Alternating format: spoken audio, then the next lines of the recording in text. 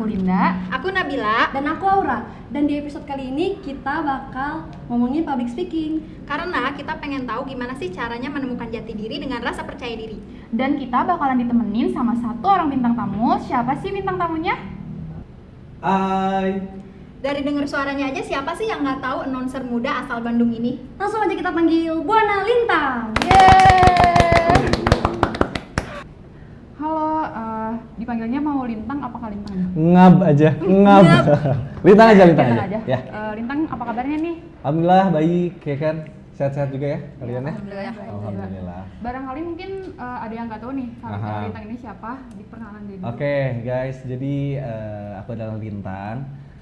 Aku announcer of Ardian Radio ya kurang lebih kayak gitulah. Announcer muda ya? Ya bisa dibilang. Sangkatan kan kita? Ya, kan? Angkatan. Ya, daripada lama-lama kita langsung ke pertanyaannya aja. Langsung ke pertanyaan pertama ya. Awal mula belajar public speaking itu dari mana sih Lintang kalau boleh tahu? Oke, ini awal mula banget ya. Oh, banget. Jadi dulu tuh awal mula aku nyemplung ke dunia radio, nyemplung ke dunia public speaking juga, dunia entertain. Itu awalnya dari Ardian School. Jadi Ardian School itu kalau misalkan buat yang belum tahu ya, anak-anak SMA yang siaran di Ardian Radio gitu. Dan mereka dibayar juga sama gitu. Dan itu waktu itu ceritanya tuh adalah, jadi ada teman aku nih mau daftar, terus dia ngajakin, "Tang, ayo ikutan Ardian School." "Apaan Ardian School?" gitu. Nah sudah gitu kayak lewatin prosesnya dan lain-lain segala macem. Aku yang keterima gitu kan. Alhamdulillah. Iya. Kok aku yang keterima, ya udah deh. Nah dari situ adalah awal mula aku masuklah ke Ardian sebagai Ardian School, dan kurang lebih aku di Ardian School itu sekitar 2 tahunan. Dan waktu itu awal-awal juga sebelum aku siaran sebagai Ardian School itu juga lewatin training dulu dan lain-lain. Tetap training public speaking, training siaran juga, teknik-teknik dan lain-lain gitu sih awalnya ya. Begitu guys. Ya, public speaking itu kan pasti ada teknik dasarnya. Gimana sih teknik dasar dari public speaking? Teknik dasar ya, sebenarnya ini dasar bisa dibilang basicnya itu adalah sebenarnya kalau misalnya ngobrolin teknik. Dan sebelum ke teknik, sebenarnya kita harus tahu dulu kita mau ngomong apa gitu. Kebanyakan orang yang nggak pede mereka ngobrol di depan umum itu karena mereka nggak tahu apa yang harus mereka obrolin gitu. Jangankan orang-orang biasa, mereka MC atau mungkin host, bahkan penyiar sekalipun, kalau misalkan aku nggak tahu aku mau ngomong apa juga sama aja nggak percaya diri gitu. Makanya sebelum masuk ke teknik itu kita harus tahu juga kita mau ngapain, kita mau ngomong apa gitu, dan disitulah kita bisa percaya diri. Kalau misalkan ngobrolin teknik, sebenarnya teknik itu banyak sih.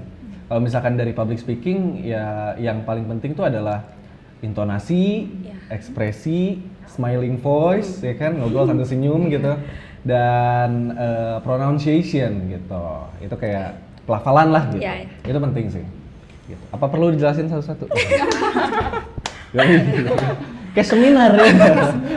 Seminar. Gitu sih, kurang lebih ya. Begitu guys. Terus kan pasti Lintang udah sering nih kayak berbicara di depan umum kayak gitu. Tapi kan biasanya selalu ada rasa kayak demam panggung kayak gitu. Nah, gimana sih kalau misalkan ngatasin kayak demam panggung kayak gitu? Demam panggung ya. Nah ini tuh sebenarnya balik lagi ke poin pertama gitu ya. Demam panggung, kenapa kita bisa demam panggung? Mungkin salah satu alasannya itu karena kita nggak percaya diri, itu pertama. Sebenarnya bisa sih kita udah percaya diri, tapi masih demam panggung, entah itu karena vibe yang beda dan lain-lain. Cuman cara ngatasinnya sih lebih ke lakuin hal-hal yang bisa bikin kamu lebih rileks sih.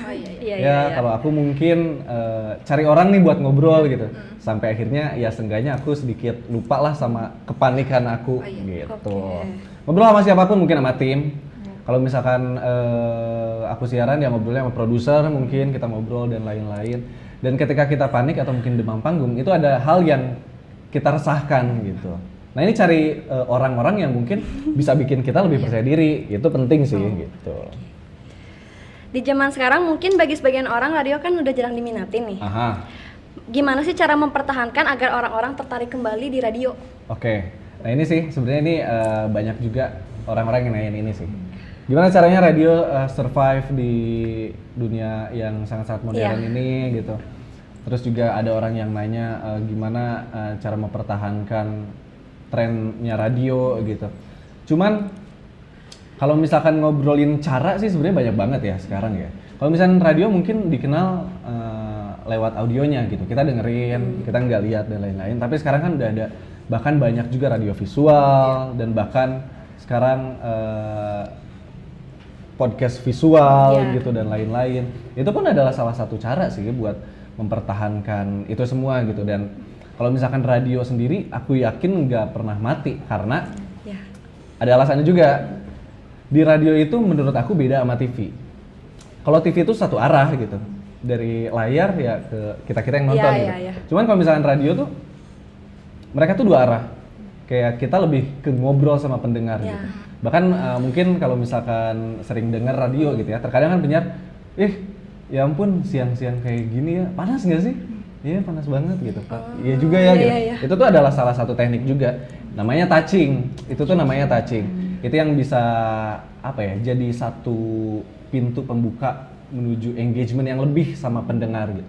Terlebih kalau misalkan ada siaran yang programnya request atau mungkin program yang cerita-cerita, ayo dong curhat dan lain-lain. Udah gitu kayak pendengarnya curhat dan penyiarnya bacain. Itu tuh jadi satu hal yang bikin seneng loh gitu. Yang bahkan aku pun pernah nyobain ketika aku udah jadi penyiar ya. Ketika aku udah jadi penyiar, aku nyobain kayak di mobil, cobain request gitu ke Ardan gitu. Terus udah gitu kayak dibacain tuh seneng banget walaupun lagunya nggak diputerin loh. Apalagi lagunya kalau misalkan diputerin. Itu poin pertama, engagementnya tuh lebih dapat kalau misalkan di radio. Yang bikin radio bertahan tuh salah satunya adalah itu. Dan yang kedua, sebenarnya bukan bertahan dari sudut pandang pendengar doang, tapi juga musisi-musisi di luar sana. Yang mana sebenarnya kalau misalkan radio, kenapa banyak musisi yang masih sering datang ke radio, mereka promo di radio juga, dan bahkan mereka ngirimin lagu buat masuk ke radio itu. Salah satunya adalah karena ya memang apa ya, power utama radio itu adalah lagu. Dan yang kedua, kalau misalkan di radio lagu itu kayak masakan gitu, disajikan gitu. Oh iya. Ya kayak hidangan gitu loh, kayak misalnya aku pengen muterin lagunya Tulus gitu. Yang Ruang Sendiri misalnya. Itu dan kalau misalkan kita mau muterin itu di present yang bahkan dikasih sedikit-sedikit cerita yang relate lah sama si lagu ini, dan itu tuh adalah salah satu kelebihannya gitu. Gitu sih. Ya, kenapa sih para penyiar radio itu punya ciri khasnya masing-masing? Oke, ciri khas ya. Lebih ke itu disebutnya air personality sih. Air personality. Jadi mungkin ada penyiar-penyiar yang image-nya tuh, wih ini cool banget gitu. Kayak mungkin agak sedikit apa ya? Ada juga penyiar-penyiar yang image-nya tuh, oh dia mah anggun tapi cowok gitu ya kan? Ada gitu ya. Itu adalah cara yang soft ya. Cara yang halus gitu. Ada juga penyiar yang mungkin lucu gitu. Itu namanya air personality. Dan kenapa? Biasanya sih awalnya mereka ketika mereka jadi penyiar, mereka sebenarnya bingung. Harus punya karakter yang seperti apa gitu. Air personality itu kan karakter ya. Sampai akhirnya mungkin karena jam terbang, terus dia juga akhirnya menggali lebih dalam dirinya sendiri gitu. Dia sukanya apa, kayak gimana gitu. Yang sampai akhirnya membentuk si penyiar yang seperti ini gitu. Karena sih paling enak tuh kita tuh siaran dengan air personality atau mungkin karakter yang sejalan sama kehidupan sehari-hari gitu. Kalau Lintang sendiri termasuk ciri khas yang gimana? Ciri khas yang gimana ya? Menurut kalian gimana? Menurut kalian gimana? Lagi. Aduh. Apa ya? Lucu juga kagak lucu amat sih, garing sih gitu ya. Cuma orang-orang ketawa jadi tuh bingung gitu. Tapi emang lucu sih. Ya karena ciri khas kan. Ciri khas. Itu sih. Oke, terus kayak apakah yang bisa dilakuin untuk menarik pendengar saat mulai ngobrol kayak gitu? Oke, mulai ngobrol yang dilakuin pertama ya. Iya. Berarti lebih ke ice breakingnya tuh adalah bisa dibilang touching ya. Ya sebenarnya ini agak sedikit multi tafsir ya. Ice breaking itu adalah teknik dan touching itu adalah teknik juga gitu. Cuman touching ini tuh bisa jadi ice breaking kita buat pendengar. Misalnya kayak hujan atau mungkin dan lain-lain, atau bahkan lagu opening, lagu pertama yang kita diputerin ketika program ini baru mulai, itu tuh bisa jadi satu hal yang cukup menarik pendengar juga gitu. Makanya mungkin kebanyakan penyiar lagu opening tuh lagu yang emang booming banget gitu, lagu yang memang kayak semua orang tahu. Itu adalah salah satu strategi juga sih gitu. Sisanya ya mungkin bawaan penyiarnya ya. Entah itu touching ya, selamat pagi, ya ampun, pagi-pagi gini udah harus berangkat kerja ya, padahal muka masih kayak zombie gitu misalnya. Rendah ya, padahal good looking. Good looking ya kan. Buat yang gak good looking mah mundur aja ya kan, modal good morning kan. Selebel Iya, kan. gitu. Begitu. Asik. Terus kalau pertanyaan terakhir, bagaimana sih menemukan jati diri dengan rasa percaya diri menurut Lintang? Jati diri dan rasa percaya diri ya. Gini, wah ini agak berat ya. Ini sih kebanyakan orang yang belum memulai, itu tuh banyak ya kan. Ada juga orang-orang yang mereka sudah memulai, tapi mereka menyerah. Itu banyak juga faktornya. Kayak misalnya sih, lebih ke kalau percaya diri kan itu kita yang bangun sendiri. Itu yang pertama, sampai akhirnya kita bisa nemuin jati diri, menurut aku kayak gitu ya. Mungkin banyak di luar sana obrolan-obrolan yang bikin gak enak hati dan lain-lain, karena ya memang setiap orang di dunia ini kan punya pemikirannya masing-masing ya. Bahkan aku pun pernah, pertama kali aku gantiin Arda nembak di Masta ya kan, siaran. Jadi di Masta itu siaran kurang lebih dia 10 tahun di Arda nembak. Yang mana itu udah bikin image program itu sendiri gitu kayak gimana, dan sampai akhirnya program itu dikasih ke aku. Itu sebuah challenge juga sih. Karena beberapa penyiar sempat gantiin juga, tapi ya memang banyak banget caci maki dan lain-lain gitu ya. Enggak selucu Dimas dan lain, garing loh gitu ya. Nah, pas aku tuh pas waktu itu episode pertama aku gantiin di Masta siaran, alhamdulillahnya sih nggak ada ya hal-hal kayak gitu. Tapi ada satu gitu kayak, sorry to say, Kalintang tuh banyak banget jokes-jokes yang nggak perlu sebenarnya, garing banget, mendingan di Masta gitu. Itu kepikiran banget, sumpah. Tapi ya ternyata cuma satu orang yang seperti itu gitu. Ya itu kalau sebenarnya actionnya ya itu bisa kita kontrol. Kita pengen kasih action yang seperti apa. Entah kamu mungkin diem, atau mungkin kamu melawan, atau bahkan ya kamu ambil itu sebagai bahan evaluasinya kamu gitu. Karena ya memang lah itu sudut pandang pendengar gitu, orang lain yang dengerin gitu. Dan percaya diri aja sih gitu. Banyak banget lah kayak di sekeliling kamu orang-orang yang pasti bakalan support kamu. Dan terutama buat kamu yang belum memulai sama sekali, belum nyemplung sama sekali, itu tuh harus percaya diri gitu. Kayak nggak apa-apa. Kayak kita gitu contohnya. Percaya diri. Terlepas dari orang-orang yang yang nggak ngerti, banyak juga orang yang ngerti gitu bahwa jam terbang itu ngaruh dan lain-lain gitu. Begitu sih. Dengar-dengar Lintang punya lagu kan ya? Wah, denger doang gitu. Boleh dong nyanyiin dikit. Ini ya, biasanya nih di Arda nih kalau misalnya aku siaran ya, ada yang request lagu aku sendiri, boleh ya kan? Lagunya lagu aku yang siaran, aku yang muter juga, aku yang present ya kan? Serba aku. Boleh dong nyanyiin dikit. Boleh ya? Boleh. Apal nggak lagunya? Temenin dong. Temenin. Dari ref ini? Iya. Ref aja ya, satu ref ya. Gak apa-apa sih lagu juga. Didengerin kok. Jangan lah, malu. Nah, aku mah penyiar bukan penyanyi gitu.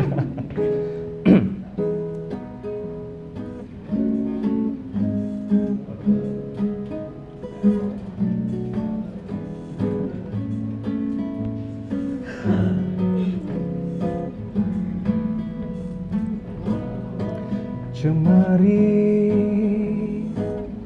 ruang yang telah lama tertutup rapat oleh canda tawa yang dulu pernah singgah. Jemari membuatku terbawa untuk patahkan yang tak ku percaya, bahwa semua kan sama saja.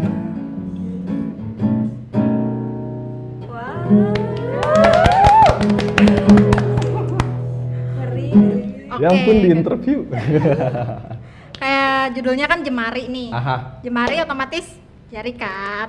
Iya. Kayak maksud dari Jemari filosofi kayak makna dari judul lagu ini apa sih? Oke, jadi sebenarnya ya. Sebenarnya si Jemari ini tuh nyeritain tentang, ya ampun ini mah bucin banget nih, ya kan? Gak bucin banget sih, kayak ya udah, bucin Ya udah banget. ya. Pasti. Oke, jadi si Jemari ini tuh nyeritain tentang seseorang nih. Biasanya orang kalau misalkan udah patah hati kan itu suka ada sedikit rasa trauma ya. Iya. Misalnya, semua cowok mah sama aja. Apalagi cewek ya kan. Suruh siapa tuh sama cowok semua? Atau mungkin semua cewek mah sama aja gitu dan lain-lain. Gitu. Itu awalnya ya kan. Awalnya dia mungkin dapat trust issues kali ya kan. Iya. Nah, abis itu dia kayak ketemu seseorang yang mematahkan itu semua gitu. Mematahkan pemikiran dia kalau misalkan semuanya itu bakalan sama aja. Tapi dia ternyata enggak gitu. Sampai dia seorang baru ini tuh mengetuk ruang yang telah lama tertutup rapat oleh canda yang dulu pernah singgah gitu loh. Begitu. Tapi itu pengalaman pribadi. Pribadi sih. Pribadi. Tapi banyak yang ngerasain juga kan? Iya. Pernah Iya kan sih. ngerasain kan? Rasain. Apalagi cewek lah pasti sering ya kan, overthinking dan lain-lain, ngerasa insecure mungkin malam-malam, insecure ya kan. Itu jokes template gue tuh kalau lagi siaran tuh. Oh gitu. Iya betul ya kan. Begitu Berarti tentang Jemari punya itu. lagunya ada berapa nih? Berarti aku baru punya 2 single sih Terus sebenarnya. itu ciptaan sendiri dua-duanya. Yes. Kalau lagu yang pertama? Yang pertama Jemari iya, itu, dari yang sana. kedua itu adalah Pengantar Bahagia. Itu apa? Ya bisa dibilang kayak lanjutan dari Lagu. Jemari sih. Wah, boleh dinyanyiin lagi. Oh boleh. Boleh nyanyi. Oke ya. Dari mana ya?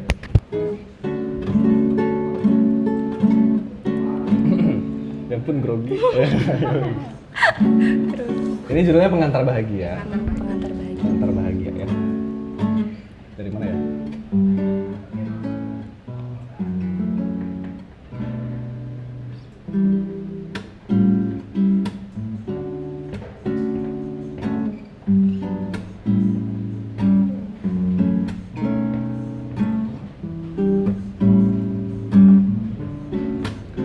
Mengapa terlebih awal untuk datang dan menyapa, tebarkan sukacita dan tak lagi jadi tanda tanya. Itu Gila Pengantar maknanya. Bahagia. Dalam banget. Ya, kayak sedikit ya rapnya ya. Iya, tapi ngena. Ya. Tapi ngena. Jadi itu nyeritain tentang apa ya? Kan liriknya tuh kayak mengapa tak lebih awal untuk datang dan menyapa gitu.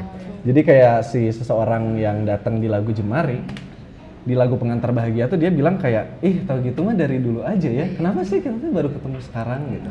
Atau mungkin kenapa sih kita baru saling tahu sekarang gitu? Siapa tahu ada seseorang yang mungkin di luar sana yang ternyata orang itu tuh adalah teman dekatnya dia, atau mungkin orang di sekeliling, atau bahkan bisa jadi orang yang baru kenal gitu. Kenapa ya kita baru ketemu sekarang?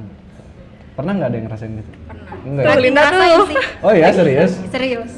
Siapa tuh cowoknya kalau boleh tahu? Kok dibongkar? Kok dibongkar? Pernah sih kayak gitu. Oke. Lagi ngalamin. malah. Lagi ngalamin? Lagi ngalamin. Ya ampun. Malah ini yang jadi narsumnya ya.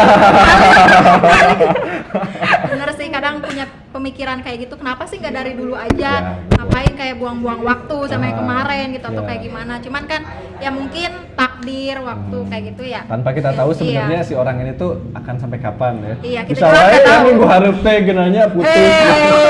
Jangan doain dong. Jangan Oh doain. iya, dong. jangan ya. Deg-degan nih. Ya ampun. Putus tapi nggak jadian pernah? Wah, Dari semester Sering lah 1 itu. sampai akhir di ghosting terus. Oh ya ampun. Cowok-cowok di luar sana. Laki dong. Laki. ini cowok juga. Oh iya, dia cowok ya kan. Perwakilan, mewakili Perwakilan. gitu. Tapi boleh nggak sih request kayak pengen tahu gitu kalau lagi jadi Sir Aden gitu. Aha. Iya, gimana Oh, tuh, bisa. gimana? Bener gitu langsung Pengen kan, ya, maksudnya langsung. cuma di radio doang. Pengennya yang kayak gimana? Ya terserah aja. Mau opening atau mungkin mau ala-ala siaran Ardan nembak? Ala-ala siaran nembak boleh. Oke ya, ala-ala siaran nembak ya. Biasanya kalau di Ardan nembak nih, aku tuh kalau misalnya udah ngobrol sama ceweknya, itu bakalan nyambut si cowoknya, kayak nge-present dan lain-lain. Ini misalkan aku lagi teleponan sama si ceweknya ya. Aku bakalan kenalin kamu sama seseorang yang, wah ini mah luar biasa. Ceritanya kamu ceweknya ya? Ceritanya kamu ceweknya. Oke. Aura, malam ini tuh aku bakalan kenalin kamu sama seseorang. Tapi kamu nggak boleh judes-judes ya? Iya. Oke? Oke. Bener. Jari kelingking dulu. Kelingking kaki tapi. Oke, kalau gitu tanpa berlama-lama lagi, langsung saja sikat aku. Terima kasih Lintang, kita panggilkan seorang pria yang hobinya makan dimsum pakai sendok tembok. Langsung saja kita sambut. Ini dia, Arya misalnya, ya kan. Halo, selamat malam Arya. Gitu. Itu intonasi ya namanya ya, gitu. Anda sakit kepala? Apa obatnya? Intonasi gitu. Ya betul. Itu contohnya ya, lagi siaran. Begitu. Ardan nembak jangan lupa. Setiap hari Sabtu jam 10 sampai jam 12 malam. Jangan lupa guys. Jangan lupa. Tembak gebetan kamu di sana. Tembak. Laki. Wah, iya dong. Laki dong ya. Cari gebetan juga bisa di sana. Oh bisa. Oh, bisa dong. Oh boleh dong. Ya. Kayak dating app gitu. Jomblo nih Linda. Oh ya, kayak dating app gitu. Kamu pernah download dating app nggak? Kayak Tinder gitu. Iya. Tinder, Bumble. Juga aja Pernah. Ya? Linda. Tahuan. Iya, aku masih tuh main sampai sekarang ya kan. Enggak kayak iseng aja sih gitu. Sempet tuh ada yang DM, Kalintang lihat ini ada fake account di dating app pakai foto Kalintang. Enggak, itu emang aku. Ya ampun, ternyata. Iya. Tapi ya iseng doang sih, cuma gabut. Cuma sempet dapet itu nggak? Apa? Dapet kayak jalan. Iya. Enggak. Oh, enggak? Enggak pernah, serius enggak pernah. Nggak pernah dicoba tapi. Enggak tahu ya kalau nanti tahu ya. Nggak tahu ya. Ya selama ini sih enggak. Enggak. Oke. Iya. Selama ini gentle aja ya. Ya udah gitu kayak laki gitu. Ya ampun. Cepak jeder lah pokoknya gitu. Auto. Gitu. Pasti kan Lintang dulu punya cita-cita nih, kayak misalkan lagi pas masih kecil ditanya cita-citanya apa, dokter, taunya jadi apa kan nggak ada yang tahu. Nih kalau Lintang kan sekarang di announcer Ardan. Tiba-tiba kayak punya cita-cita nggak sih sebelumnya kayak gitu? Nah, sebenarnya dari waktu aku kecil tuh, aku tuh nggak pernah punya cita-cita yang kayak aku pengen jadi dokter atau mungkin aku pengen jadi pilot, pengen jadi polisi, astronot dan lain-lain. Nggak punya cita-cita kayak gitu. Yang mana sampai akhirnya, nah sebenarnya waktu itu tuh pas SMP aku seneng main musik. Itu mulailah kayak pengen jadi musisi gitu. SMA itu mulai ngeband-band juga gitu, band-bandan. Dan sampai akhirnya bener-bener yang kayak aku nyemplung di dunia entertain, di dunia radio, itu tuh kayak bener-bener nggak sengaja gitu loh. Kayak udah aja nyemplung gitu. Tapi pernah waktu itu tuh di kelas 1 SMA, jadi waktu itu baru mulai SMA dan sempat ada tes IQ kan? Iya. Sempat ada tes IQ dan waktu itu tuh pekerjaan yang keluar nomor 1 tuh manajer bank, nomor 2 aku lupa apa, nomor 3 tuh penyiar radio gitu. Masa sih kataku tuh kayak ya udah dan bahkan aku lupa. Iya. Aku tuh lupa gitu. Nggak dianggap serius lah waktu itu. Nggak dianggap serius. Dan bahkan aku pun nggak pernah denger radio. Aku tuh nggak pernah denger radio waktu dulu gitu. Dan sampai akhirnya masuk Ardan School, akhirnya jadi penyiar aja gitu. Yang bahkan aku nggak tahu sama sekali referensi host siapa, aku tuh nggak kenal juga penyiar di Bandung tuh siapa, nggak tahu. Paling tahu cuma Nightmare Side sih. Oh iya. Itu doang. Itu pun waktu dulu tuh nggak tahu muka Dimasta tuh kayak gimana gitu. Yang bahkan aku tuh nggak tahu si penyiarnya tuh adalah Dimas waktu itu ya. Sebenarnya pas aku masuk Ardan School, aku jadi tahu semuanya gitu. Iya. Jadi benar-benar yang nyemplung tuh ya nyemplung bener-bener gitu. Kayak aku nggak tahu apa-apa, ya udah nyemplung aja deh gitu. Sampai akhirnya aku tahu. Jadi modal yakin gitu. Modal yakin dan keberuntungan Iya, gitu beruntung. Rezekinya juga di situ. Kayaknya mah ya gitu. Kayak udah takdir weh. Takdir. Kayak jodoh sama Ardan teh. Berarti udah berapa tahun? Oh ya. Total mungkin kalau misalkan ditotalin sama Ardan School, aku tuh di Ardan udah kurang lebih jalan tahun kelima. nggak kerasa. Iya, kerasa ya. Tapi kalau misalkan apa namanya, yang Ardan doang gitu, Iya. Officially jadi announcer Ardan, itu tuh jalan tahun ketiga berarti. Tahun ketiga. Tahun depan berarti adalah tahun keempat, gitu. Ya berapa bulan lagi lah. Begitu sebenarnya. Emang nggak kerasa loh, serius. Iya. Ya tahu-tahu tua aja nanti gitu. Perasaan baru lulus SMA kan? Iya ya, 2018 ya ampun gitu ya. Tahun ini juga rebahan doang, tahu-tahu udah mau September ya kan. Gitu sih. Jadi waktu itu. Selain kerja nih di Ardan, ada kerja di luar lagi? Kalau kerjaan, oh ada. Jadi sebenarnya aku juga ngajar di SMA aku. Kayak yang punya SMA aja, kayak yang punya sekolah. Siapa lo? Yayasan lo. Enggak sih, aku tuh alumni SMA BPI 1 kan. Alumni SMA BPI 1. Jadi waktu itu sempat pas lulus banget SMA, itu ditawarin buat mau nggak ngajar broadcastnya BPI gitu. Oh ya, boleh deh gitu. Jadi ya aku nganggapnya aku adalah mentor Ya. adik-adik aja gitu, mentor gitu. Karena pas awkward banget pertama kali masuk, halo Pak Lintan izin ke jangan Pak deh, kayaknya mah Kak aja deh gitu. Jangan anggap aku guru, anggap aja mentor gitu. Tapi serius ngajar tuh susah loh. Ngajar tuh susah banget loh, asli gitu ya. Kayak dulu tuh, itu kan aku lulus di tahun 2018 Iya. dan di tahun yang sama aku pun ngajar gitu. Iya. Kayak karma yang langsung. instan gitu ya. Karma instan gitu waktu itu tuh. Murid-muridnya gimana? Baik tapi nggak ada yang nakal gitu? Baik, baik deh bareng agar gitu. Tapi aku akhirnya kayak nginget-nginget lagi ke belakang sih. Ya ampun, ini apa ini yang dirasakan guru-guru ya ketika Iya. mengajar murid ya gitu. Kayak contoh hal kecil, misalnya guru lagi ngomong, terus ada siswa yang mungkin dia ngobrol atau Ikutan mungkin ngobrol. main handphone. Itu tuh wajar banget. Seorang guru tuh marah atau mungkin negur, karena guru tuh punya tanggung jawab yang tinggi banget, yang gede banget gitu. Ya bayangin ngajar 30 siswa misalnya gitu, dan karena memang kerjaannya adalah nyampein ilmu gitu ya, ngajarin, ya berarti ada tanggung jawab yang harus dipegang gitu. Gimana caranya supaya anak ini atau murid ini tuh bisa gitu. Karena kenapa dia bisa jadi guru ya salah satunya dia juga dipercaya gitu sama orang. Dan waktu itu aku lumayan deg-degan gitu, kayak serius baru kemarin gue belajar gitu. Sekarang jadi guru. Iya, ya ampun gitu sih.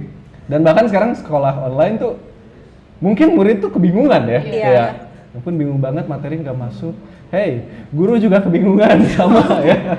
Sama ya. Sama banget, sama bingung gitu. Jadi ya semoga kondisi ini cepat-cepat membaik lah ya. Amin. Ya. Begitu sih. Ya kurang lebih seperti itu. Jadi kesimpulan episode kali ini, kita harus memiliki rasa percaya diri, maka dari situ kita akan mendapatkan jati diri. Karena berbicara di depan itu bukan tentang diri sendiri, tetapi bagaimana kita membawa value untuk orang yang mendengarkan kita. Nah, emang gak kerasa ya kalau udah ngomongin public speaking itu gak ada habisnya. Semoga di episode kita kali ini bisa bermanfaat dan menginspirasi banyak orang, terutama generasi milenial kayak kita. Sampai jumpa di episode kita selanjutnya. Biralinska Podcast pamit, saya Bia. Saya Aura. Dan saya Linda. Selamanya tetap abadi. Bye-bye.